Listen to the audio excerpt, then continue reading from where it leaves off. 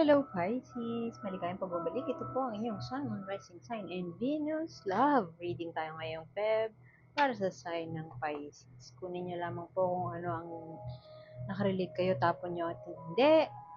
Pag hindi nakarelate, okay lang yun. Maaaring ang susunod na reading ang siyang makakarelate kayo. Kaya subscribe lamang po para masubaybayan nyo. Kung wala pa rin nakarelate, okay lang yan. Maaari kasing yung mga oracle cards, lalo na dito, ito ay Amorit Psyche at ang isa ay ang Wisdom of the Wild Things. Mga bago sila na deck. Ito hindi to bago. Pero kuha tayo, pre-shuffle na to, kuha tayo ng isang card na magdidikta ng core energy ng iyong reading. Soft Whispers. Minsan, maaaring yung iba sa inyo ay nasa isang relasyon kung saan mutual o maganda ang the way you communicate at maayos ang pakikipag-usap sa isa't isa, harmonious ang relationship. Maaari din ito ay imbitasyon na kung tayo ay may pinagdadaanan sa ating relasyon kasalukuyan, um, maaring ito ay imbitasyon na isipin na minsan hindi sa kung ano yung sinabi, kung ano yung laman ng sinabi, kundi kung paano natin sabihin ito. Meron ba tayong gustong mangyayari? Meron ba tayong hinihingi sa partner natin? Tapos kung sabihin natin ay hindi respectful, hindi magalang, hindi nanggagaling sa place of love, parang utos, parang magulang, parang nanay, parang ganon. Kung single naman tayo, ang card na ito, ang imbitasyon sa atin ay paano mo kinakausap ang sarili mo? Paano ka, ang tingin mo ba sa sarili mo, hindi ka deserving ng love ng ibang tao? Ganun mo ba kausapin ang sarili mo? So, you might want to change that. Yan ang advice agad ni universe. At maaari din na yan din ang mensahe. Uy, ang ganda oh. Sabi ko na harmonious eh. Ang ganda ng reading ni Pisces. Maaring in love si Pisces ngayon at maaring siya ay nasa isang emotionally fulfilling na relasyon. Parang full circle. Nagkaroon na, it came back in full circle, kumbaga. Dati mong pinapangarap ang relasyon na ito, ngayon ay nasa iyo na. Dati hindi kayo magkaanak, pero ngayon ay buntis ka na. Maring ganon. Maganda yung narrative na yun, lalo na kumukuha natin yung Empress, pero hindi natin masabi kung ano ang mensahe ni Universe para sa ating mga Pisces po, no? May tumalon na isa, ano kaya iyan? Ten of Swords, tapos na ang paghihirap, Pisces. Maaring ito na, this is it. Ito na ang kung halimbawa meron kang bagong relasyon, maaaring ito na ang tao na iyong papakasalan. Pwede rin na tapos na ang iyong paghihirap mula sa heartaches, pandaraya, o kaya cheating incidents in the past. Maaari din na finally you have found somebody na totoong nakakaintindi sa mga issues ni Pisces. Maaaring sensitive ka paminsan, pero itong tao na to talagang naiintindihan niya kung saan ka nanggagaling. King of Cups, maaaring ikaw to, emotional mastery, harmonious nga na relationship, na harmonious na magandang pagtingin sa sarili, self-love, na master mo yun, nagawa mo na yung assignment mo, you did your homework, at ito ka, binibless ka ni universe ng isang pagkakataon when it comes to romance and love, at ito ay isang emotionally fulfilling relationship. Huwag ka matakot sa Ten of Swords na yan. Usually, yan, hindi maganda. Pero kasi 10 yan, so tapos na. Or patapos na. Isang, parang you've laid the burden down yan. Yun. Tapos na ang overthinking, at tapos na ang pag-iisip. Halimbawa, yung iba sa inyo, in the most recent past, nagkaroon ng laban with the custody of your child sa dati mong asawa, pero ngayon, nanalo ka na dun sa battle na yun. Kung hindi man nanalo, ay meron ng maayos na agreement between you and yung ex mo. Yung iba naman sa inyo ay, basta, in love si Pisces ngayon. At at masaya. Masaya ka ngayon.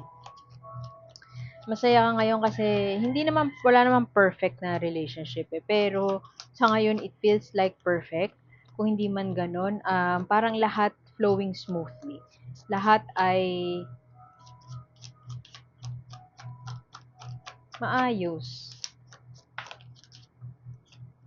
See?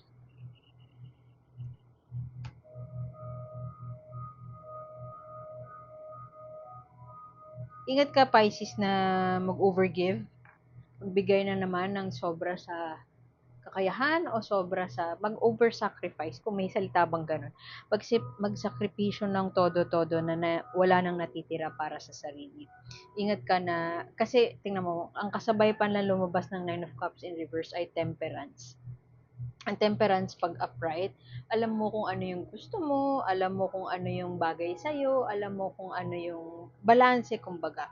Alam mo kung saan ka, equal give and take. Walang excess, walang sobrang pagbibigay o sobrang paghingi, pantay-pantay lahat. So, ingat ka na dahil sobrang in love ka sa tao na ito, ay may tendency na magbigay ka ng sobra. Alam mo, kung binibigyan mo ng pera, siguro, pwedeng ganon. Tingnan natin yung mga clarification niyan. Pero, tingnan mo siya, oh. Feeling ko ikaw to eh. King of Cups. Ikaw talaga to kasi Pisces. Cancer, Scorpio, Pisces itong enerhiya na ito, itong card na ito. Kung hindi Cancer, Scorpio, Pisces ang karelasyon mo din o ang kakonect mo o ka-situationship mo ngayon, I don't feel like situationship siya eh. Kasi nasa 10 ka na oh. May emotional bliss na, may emotional fulfillment na. So, yung iba sa inyo maaring kinasal na o sinagot na kayo ng nililigawan nyo, tapos na yung pagdurusa mo from, ewan ko, mahabang period of panliligaw o mahabang period ng pagpakikisuyo. Tingin ko talaga ikaw to, King of Cups, Pisces. Tingnan mo siya, oh. May hawak siyang cup, mukhang ino-offer o maaaring ikaw 'to, ino-offer mo yung cup of love. Parang I'm giving my all, I'm giving everything. Ako ay alipin mo, parang gano'n. Alipin mo. Kaya nga, ingat ka na minsan hindi nakakalimutan mo na yung sarili mo. May tendency tayo na maging gano'n. Nakakalimutan mo na ang sarili mo para lang ibigay ang lahat dito sa tao na ito. Tingnan natin kung ano yung mga clarification. Kung meron kang gustong i-express, huwag mong kakalimutan na sabihin mo ng maayos. Maaari kasi na, maaari din ikaw to eh, yung bumubulong, giving soft whispers dun sa taong mahal mo. At you say all the right things. Maaari din na yung partner mo yan, na in love ka kasi they say all the right things at the right time at hindi mo mapigilan na matuwa at maramdaman na mahal na mahal ka na tong tao na ito. Maaaring yung iba sa inyo merong sakripisyong ginawa na mabigat ng mga nakaraang buwan. Maaaring, halimbawa, may relocation na involved, kailangan mong lumipat ng bahay para mapalapit ka sa taong ito. Greatest sacrifice. May ginawa kang greatest sacrifice ng mga nakaraang buwan at hindi mo pinagsisisihan itong sakripisyong ito kasi nagbunga siya ng maganda. At ayun na yung emotional fulfillment na sinasabi ko kanina. Maaari din na yun nga, tapos na, tingnan mo, 10 of swords tapos 10 of ano pa, wands pa. Magkabaliktaran. Clarification ng 10 of swords ay ang 10 of wands reversed. Maaaring yung iba sa inyo ay totally nakalaya na, pero yung iba naman sa inyo hindi pa tapos ang laban. Halimbawa, kung meron ng custody ng anak from an ex, maaaring meron pang ongoing battle. Pero kung ito lang February ang titingnan, masaya ang puso mo at masaya ka. Hindi ka pa masyadong nagpapa-apekto dito sa enerhiya ng 10 na yan eh. May completion and parang may mabigat na tapos na. Ngayon nga, may sinakripisyo ka in the most recent past. Pero, hindi ka ganun ka bothered. Ayan na, lumabas na. 'Di ba sabi ko, ikaw to. Maring ikaw yan. Pwede din partner mo, pero feeling ko ikaw yan. Ito na yung partner mo. Knight of Wands. Maaring yung iba sa inyo ay masaya pero nasa isang relasyon na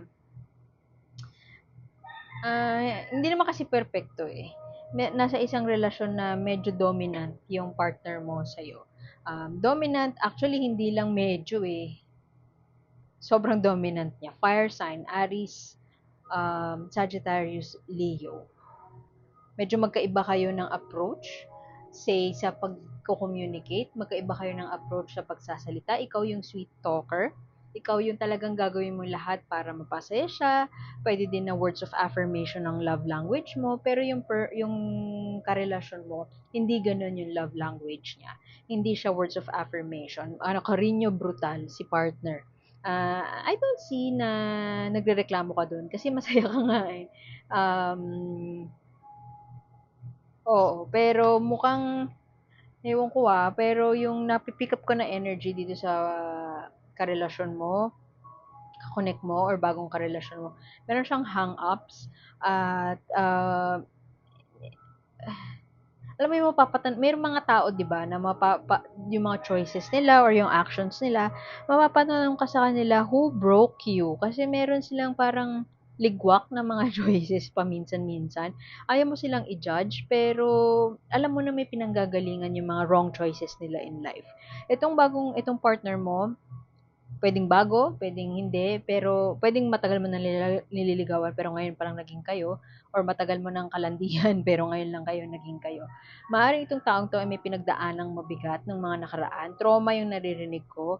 Puwedeng na-abuse siya nung dati, or puwede din na galing siya sa cheating ano, parang meron kayong shared trauma, kasi parehas kayong niloko dati, yung gano'n. So, parang nag-connect kayo deeply sa mga gano'n, ta's yung mga conversations niyo malalim in a sense na napag-uusapan niyo yung mga napagdaanan niyo in the past. So, itong partner mo or itong bagong karelasyon mo, maaaring meron siyang pinagdadaanan na hindi niya pa fully na-overcome. Ikaw din naman may pinagdadaanan, pero parang meron ng kaliwanagan or meron ka ng solusyon o umuusad na kumbaga. Halimbawa, kung may kaso ka nga in the past sa child custody, battle, whatever sa ex mo, umuusad na, nagkaroon na ng liwanag. Pero itong partner mo, medyo mabigat pa yung dagok sa kanya nung nakaraan niya. Yung, alam mo yung fresh pa yung wound, diba? May hiwa, medyo fresh pa. At medyo nahihirapan siyang mag-heal, o nahihirapan siyang anuhin pa yung sarili niya. At yung pagdating mo sa buhay niya, ang siyang nagbigay ng healing, or nag-umpisa, nag-kickstart ng healing process na meron siya. So, ikaw, under siya ng Nine of Cups, ingat ka, Pisces, na wag overgive. You tend to overgive to people. Kasi itong healing journey niya is his or her own journey. Hindi mo siya journey. Journey niya yun. So, maaaring ikaw gagawin mong lahat para mapasaya itong taong to.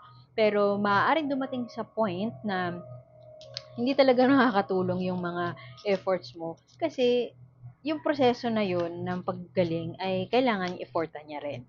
So, ingat ka na isasakripisyo mo na, let's say, yung trabaho mo kasi um, meron siyang anxiety bouts, or meron siyang issue na kailangan niyang i-solve that day. So, iiwan mo lahat, you will drop everything, kahit pa-meeting yan, para lang tulungan siya. So, ingat ka sa part na yon, kasi maaaring ikaw naman yung maubos. I don't think mangyayari yon anytime soon. Maaaring matagal pa. I-enjoy, parang nasa honeymoon phase pa kayo. I-enjoy nyo pa ito si Chariot. Medyo, ikaw yung malakas yung emotional mastery mo, King of Cups ka nga eh. At hindi mo hinahayaan na yung emotion mo get the best of you.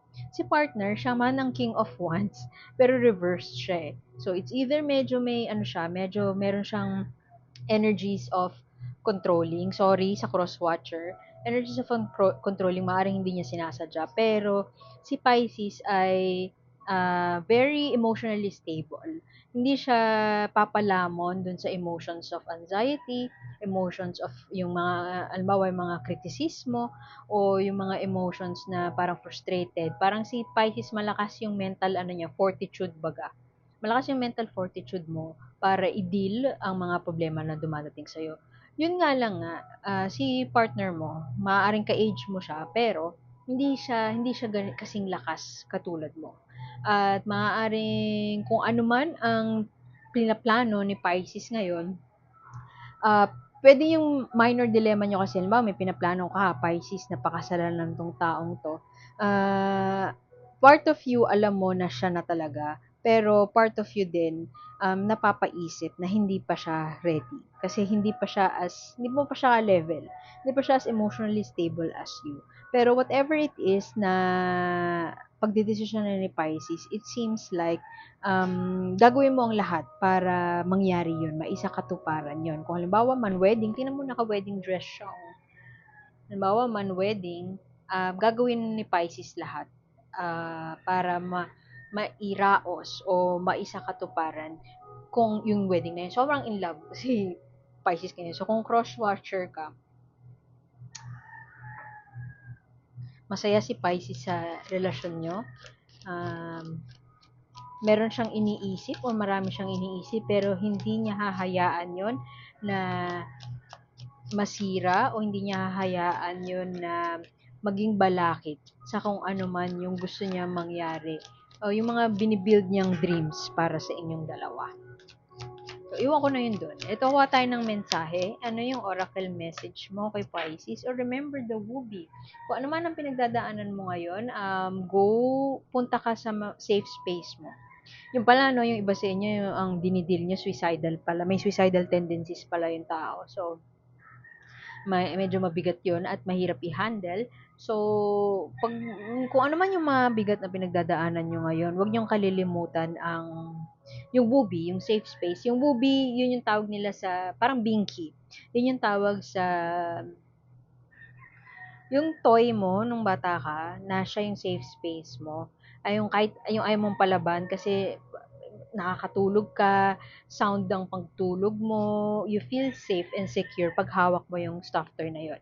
Hindi ko sinasabi na i-treat mo as stuffed toy yung partner mo. What I'm saying is, pag halimbawa lahat na ubos na, tingnan mo, patay na yung puno, parang mamamatay na siya.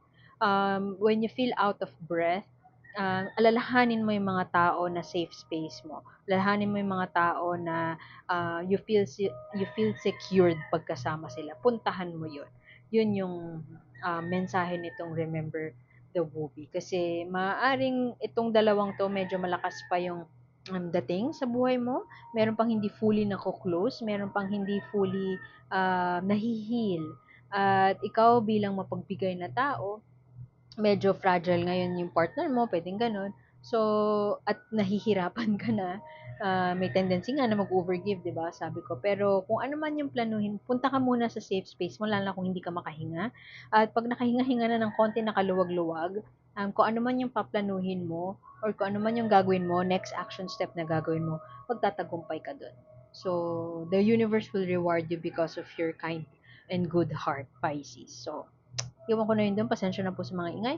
Sana po makita ko kayo ulit. Ako po si A. And I'll see you soon. Bye!